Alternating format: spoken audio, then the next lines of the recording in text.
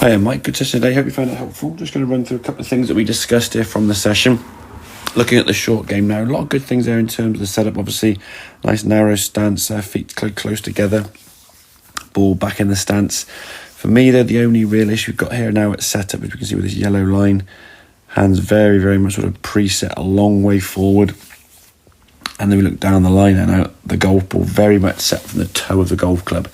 Now, if we're prone to the odd, as we'll see in this shot, one of them putting the golf club off the toe of the club is going to encourage you to actually swing the club out in this direction, because if you don't, you're going to catch the toe of the club and hit a real sort of dead slap shot. So in an ideal world, if we can get the golf ball kind of off the middle of the golf club, just make it a little bit more kind of consistent from where we start to where we hit, rather than setting up from the wrong spot and then forcing ourselves to sort of throw our arms forward to hit it. But the main thing for me, looking face on there, hands very much forward, and then you're trying to sort of move now into the golf ball to get an even more steeper angle of attack. The problem with that is you're using a lot of the leading edge of the club, going to be very, very sticky and diggy into the ground.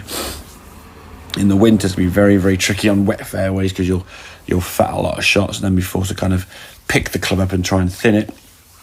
And in the summer, that club's going to bounce into the ground just a bit too hard, really. So try to get the club a little bit more neutral in your sort of setup. Somewhere around here, a different colour. Somewhere around here would be where your hands and arms to be. Just utilising a bit more of the bounce of the golf club and get the loft of that golf club on the golf club, on the face of the club, because when you were playing some of these wedges and 9-irons, they were coming off very, very low, sort of shooting across the green quite quickly, which then of course made you sort of decelerate and quit on the golf ball. So a little bit more neutral with the club shaft there, and then the setup, try to get your weight here to start with rather than being back and then moving there. For me, the movement to your left side and the movement of the club out this way towards the golf ball is going to lead to a lot of inconsistencies in terms of strike, and that's where the distance control is going to be a problem. Now, in terms of the games we mentioned, try and do some practice. We look at a game called Par 18.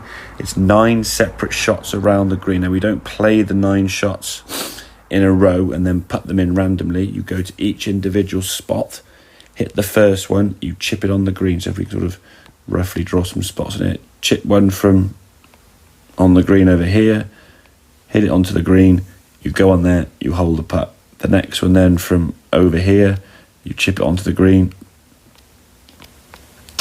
you hold the putt.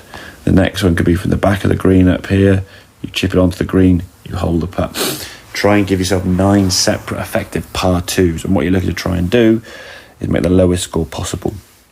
So it's not continually hitting loads and loads of golf balls from the same spot until you find a good shot, which is what most people, as we said, tend to do. So work on those sort of practice things.